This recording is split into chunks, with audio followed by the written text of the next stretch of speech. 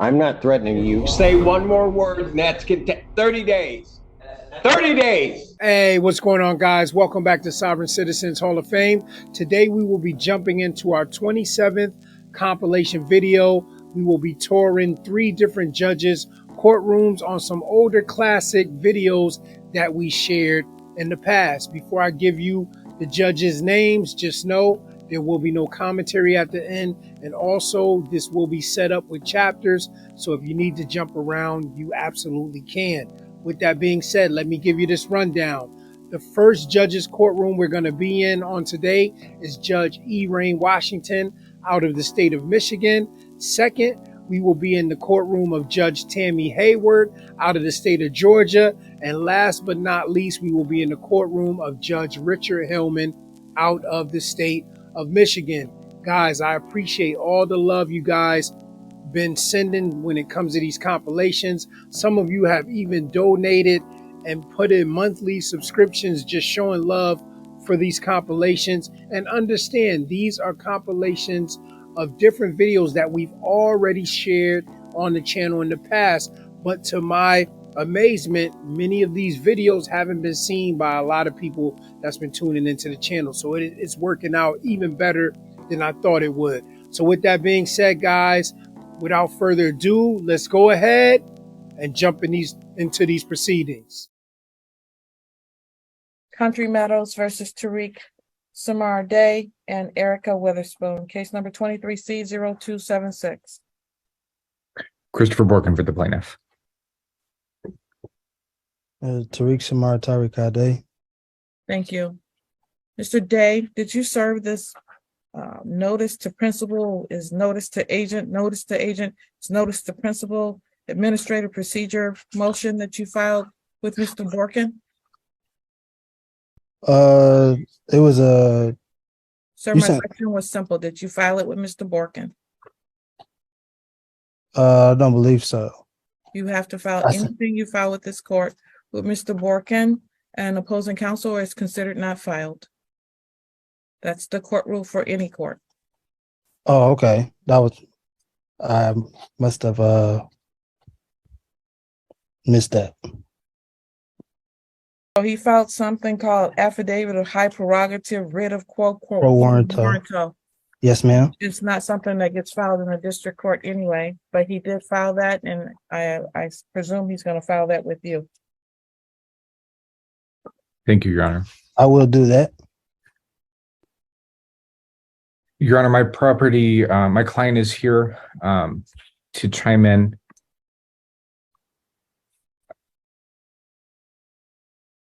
If it's necessary to take testimony.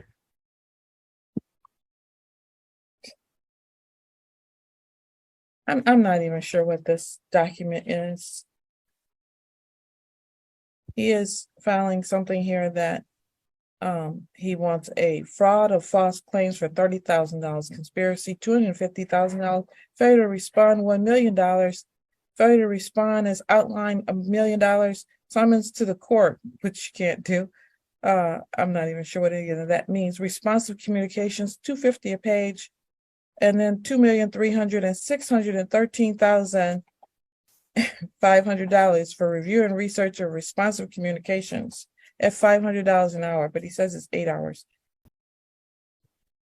The property was put into trust as a trust property, and the subject matter of the trust is the subject matter of this case is under the trust. The case number, account number has been conveyed to trust as well. And I was seeking to have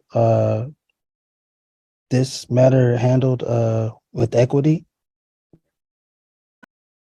Mr. Day, I'm seriously becoming very concerned about your mental capacities, which is a very unique situation to have to deal with in a civil case. I'm not sure what to say to that.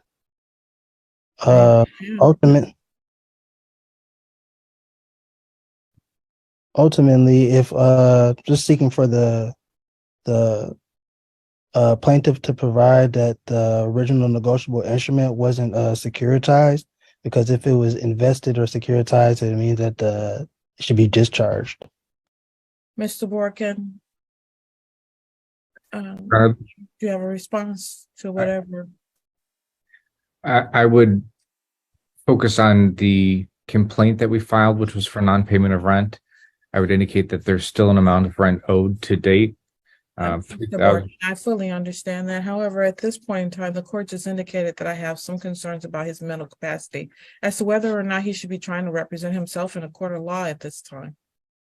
Because I don't think that he fully understands what's happening here today. So I'm not going to proceed unless I feel like he fully understands what's happening, which is a problem.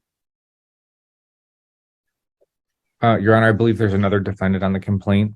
I don't know if they're present today. Is Miss Erica Weatherspoon present with you? No, she's not.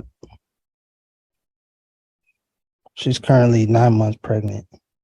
All right, first of all, Mr. Borkin, I'm not willing to move forward on this today. I have to do several things. One is I want him to file with you the motion that he filed with this court. So that needs to go to you. Two, I need to research how to do a referral in a civil case. If that can be done in a landlord-tenant case so that he fully understands what's happening, because I don't think he understands the proceedings that are going on right now. And then three, I'm going to refer him to speak with someone at legal services so that I can at least feel like he's had that ability to communicate with someone. If he doesn't do that, then that's a whole separate subject, because then maybe I can at least justify moving forward with where we are right now. But at this point, I am not comfortable moving forward. Your Honor, I would provide my email address, and he could send his motion to my email if that's easier. Thank you. Mr. Day, are you able to? Yes, ma'am. Are you able to determine, are you able to see what's in the chat feature, sir? I think. Do you know how to get to chat? No, ma'am. I'm All sorry. right. What you're gonna need to do is look on your phone. Do you see 3 dots at the top of your phone that say more? I'm currently on a laptop. Oh, okay. So look at the bottom of your Okay. screen. Do you see where it says chat? You see something in red at the bottom that says 32 or 33? I do see chat. All right, click on that and you should see his contact information in there.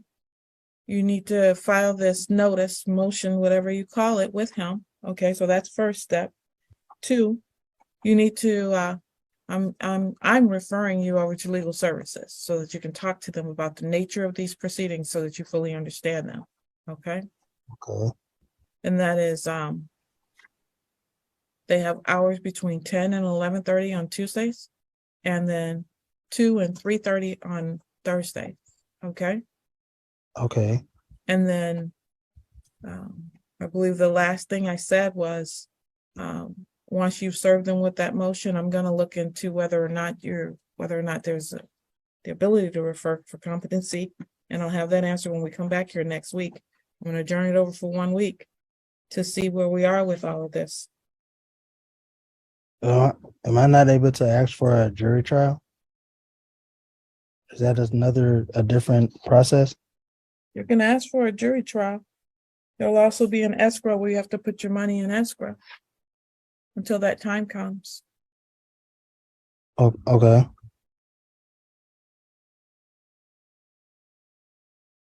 Is that escrow? Is that is that something that you all provide? You have to come to the court and put your money into play it here at the courthouse, sir. Okay. And you have to file the proper demand for a jury trial. That's probably why you need legal counsel. Okay. Okay. So how much is the rent per month? Are you asking me, ma'am? No, I'm asking Mr. Borkin.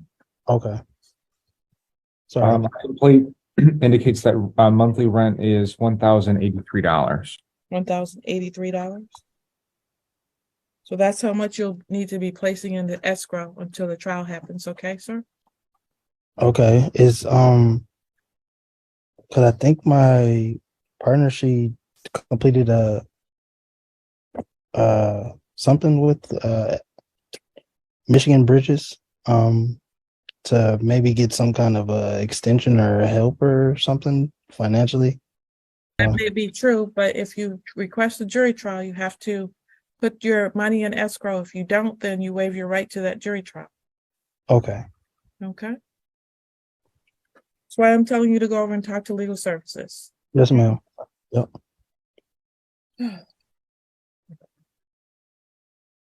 All right, so I'm gonna bring you all back here on March 15th. You need to serve him with that document, okay? Yep. Yes. And then I'll see you here on March 15th. I'm gonna schedule this at 3:30, 3:30. okay? Thank you, Your Honor. You're welcome. Okay. Thank you. You're welcome. The next case is LaTanya Denise Turner versus Brian K. Widener, State of Georgia, Salah Holdings, Delphine Gresham, and Larry W. Johnson.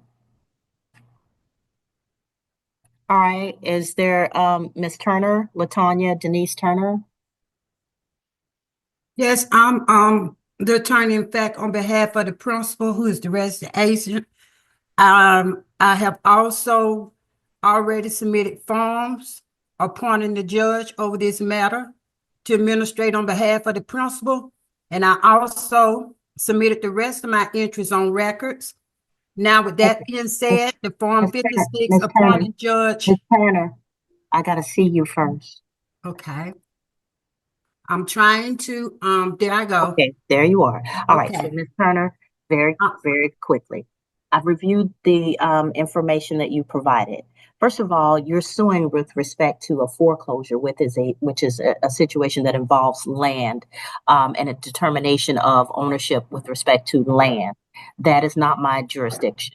I'm in state court. State court does not have jurisdiction over determinations of land. We deal with dispossessories, which is a temporary situation with respect to land, the allowing someone to use your land in exchange for rent or your property in exchange for rent. But we do not deal with the whether a foreclosure is proper. So in this case, this court is going to have to transfer your case to the Superior Court of Clayton County, depending on whether this is Clayton County that's involved. And so I see you're suing the state of Georgia. Not sure how they're involved. Not sure how any of these parties are really have an interest in this case. But with respect to the jurisdiction with for foreclosures, that is not what I do. Okay. All right. Is there anyone else here on behalf of any of the other parties who either disagree with what I've said or who have anything that they would like to put on the record? So, Your Honor, this is Larry Johnson. I represent Brian Widener as well as myself. I just want to point out to the court, this was initially filed and I was not named. Okay. And after I filed an answer on behalf of Mr. Widener, the plaintiff just stuck my name and added it to it without a court order. And at that point in time, she needed a court order. So I'm not personally, I mean, I'm only in this case because I filed an answer for Mr. Widener. Intended to name me too. So Ms. Turner, I know you have a set of beliefs about how the law works, but the way we do it here is just because somebody files on behalf of another person, everybody's entitled to have an attorney represent them. And so you can't then sue the attorney for giving them a defense. So everybody who comes into the case doesn't get sued individually.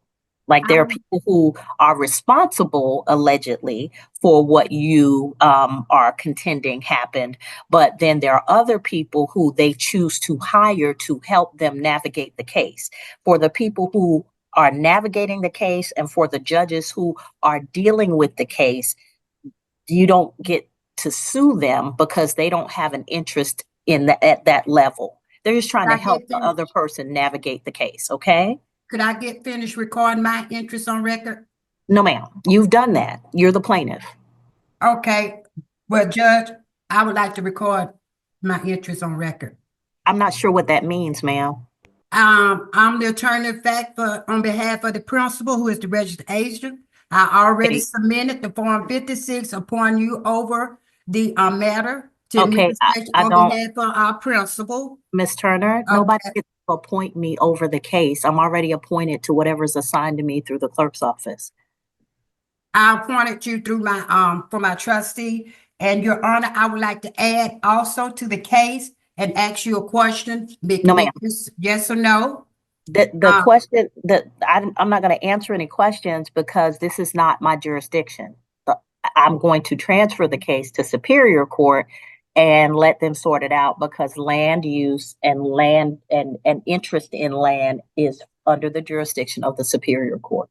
Okay, so we'll get you an order.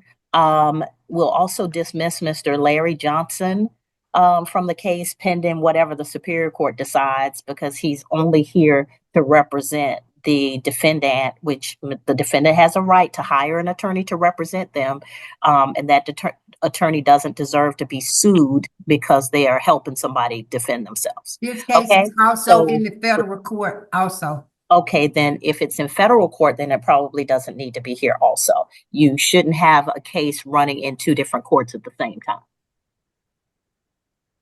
Okay, that's just going to cause confusion. And you're not going to achieve what it is you wish to achieve. Okay, Your Honor, I know this court has no jurisdiction per 12 CFR 1500. And also, is there or should there be an investment in private residential property in the United States? Or is deposit? That is a question bigger than any of us can handle. People can invest in whatever they spend their money on. So at this point, I think that you're going a little bit too far afield. Like I said, we're going to go ahead and transfer this case to Superior Court, and my brother or sister judges on Superior Court will help you sort out what it is going on. Okay.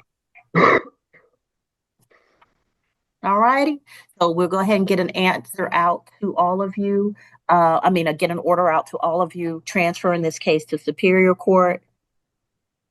But just as an aside, Miss Turner, everybody who comes in as a representative of somebody else, if they're an attorney, don't sue them because it just makes the case harder to get through. Okay, if you want to achieve something with respect to finding out what happened with your foreclosure, don't keep adding people to the Your Honor, in this executive branch of law, I have a right to sue the attorney, anyone else involved. Miss Turner, in this executive branch, I do have a right to sue them and anyone else involved. It's nonsense. None of what you're saying makes sense. None of what Miss Turner, it's federal law. Miss Turner, we're not in federal court. None of what you're saying makes sense. You haven't established an estate. There's no trustee. You're giving us word salad. You're just saying stuff that you've read or somebody told you was appropriate. It's essentially called a sovereign citizen, but no, it's not a sovereign. It's not. I'm not a sovereign citizen. If those things work, don't put everybody would don't put that on me. I'm not a sovereign citizen. Turner, you've made statements that sovereigns use, and so I have my trust set up, and I'm not a sovereign citizen. Yes, ma'am. I am a person working in my trust. Okay, not a sovereign citizen. All right, that's against the law. Okay, I'm not a sovereign citizen. I have my trust set up. Okay. In a way that it's working for me, and I have it set up. Okay. And that's what I'm working on, my trust. Next matter is LVNV Funding LLC versus Ruth Conway, case number 244008GC. Is counsel here for the plaintiff? Yes, Judge Hillman, Cezanne Barda. Well, you're an attorney, sir? Yes, sir. Oh, okay. All right. I couldn't tell based on the way you're dressed. We do expect lawyers to wear ties and suits for court proceedings, Mr. Barda. Yes, Your Honor. I completely apologize. There are two attorneys that handled our docket via Zoom today. Both failed to appear. I don't know why, and now I'm scrambling. I apologize. Okay. All right. Is Ruth Conway present? Yep. Okay. Good afternoon. All right. So this is plaintiff's motion for summary disposition. Ms. Conway, the plaintiff filed a request to have a judgment granted in this matter. Mr. Barta, do you wish to proceed? Yes, Your Honor. Our motion is based on MCR 2.116 C9 C10. We don't believe there's a genuine issue of material fact to move forward to trial. This is a straightforward collection matter whereby it was original creditor of Credit One Bank. LVNV purchased that, and all the chain of title and bill of sale documentation is attached to our motion. We also have billing statements showing charges made and payments made, which comports with the account stated theory in the state of Michigan. The address on those billing statement matches the same address where the proof of service went for this file. And we also have an affidavit from our client stating how much is owed at this time. Defendant not only failed to file a response to our motion for summary disposition, but also failed to file a counter affidavit, which is required by court rule. And even looking at her answer, all she states is she doesn't believe that this is her debt. I believe that plaintiff has provided proof and has established that this account was the defendant's, and I don't believe there's been there hasn't been a defense raised to be able to prevail at this time. Plaintiff respectfully requests that our motion for summary disposition be granted. Okay. All right, Ms. Conway. So I have this motion for summary disposition that was filed by the plaintiff back on December 17th. I don't have any written response that was filed by you. I see you're holding up some kind of a receipt. I don't know what that's a receipt for, but we did receive your answer to the complaint. What date is on that receipt that you're holding up, ma'am? October 29th. Okay, so I think you're referring to your answer to the complaint that you filed in this matter, which was dated, let's see, which is dated October 28th. So I'm guessing that what you're holding up is verification that you filed an answer to the complaint. However, there was a motion for summary disposition, and basically I never got that. Ma'am, hang on. You need to listen while the court's talking, and then I'll give you an opportunity to talk afterwards.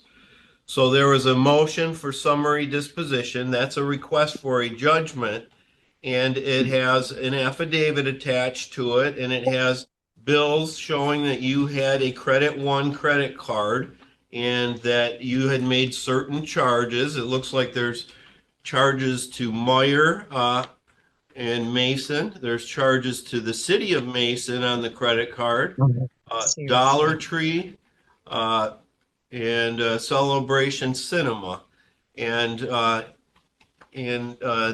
what the plaintiff has indicated is that that Credit One account was purchased by LVNV Funding, the plaintiff in this case, and that based on the fact that you had used the credit card and you had made payments on the credit card under Michigan law, that's a cause of action for account stated, and you would have an obligation to file an affidavit indicating that those were not your charges and you did not have an account with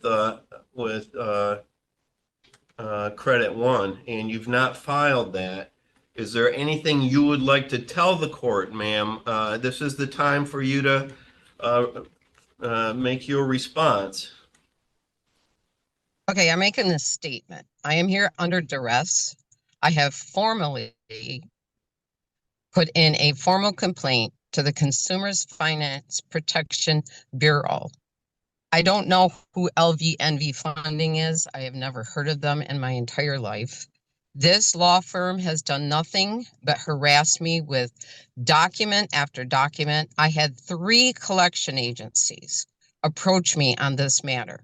I contacted the other 2, told them exactly the same thing I told this firm, but this firm has continued to harass me. I have made that formal complaint to the Consumers finance protection. Whether they protect me or a loaning institute is another story. I am here under duress. I live on Social Security. I will be 69 years old in the fall, and I do not have a job. I do not work. I have 14 grandchildren. I'm mother of 5, and 2 of them are veterans of the United States military. I help with my 14 grandchildren. So I don't have a job. I will collect Social Security. Okay, let me ask you this. Did you have a credit card at Credit One? I do not ever recall having a credit card from any place. And especially, I would never have a credit card with a small amount of credit. In my past, whenever I had credit, it was a decent amount of money that I had on a credit card balance that I was allowed to borrow. That I get a phone call every other day. How do these people know I don't have Medicare B? How do they know that? I get harassed to buy Medicare B. I can't afford Medicare B. I live on Social Security. So how do I get them knowing I don't have it? You tell me. Okay. All right. Anything further, Mr. Barta? No, I would ask for our motion to be granted at this time, Your Honor. Okay. All right. Well, Ms. Conway, we do have rules in lawsuits in terms of what's necessary to get past a summary disposition motion.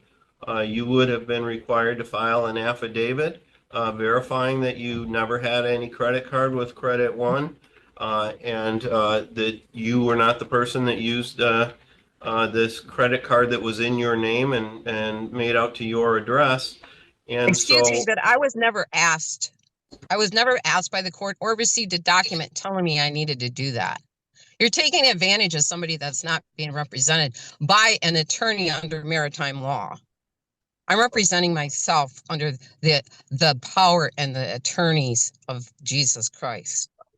Okay. All right. Thank you, ma'am. So a summary disposition is granted for the plaintiff. And I live on Social Security.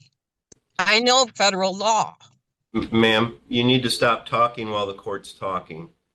Mr. Barta, you can submit a judgment under the 7-day rule with the court. That's all for the record. Good luck, ma'am. Thank you, Your Honor. Good luck to you guys with Donald J. Trump. Maritime law is going bye-bye. You're going to have to all relearn constitutional law. Thanks to Mega and us Anons. I'm not threatening you. Say one more word, and that's 30 days. 30 days.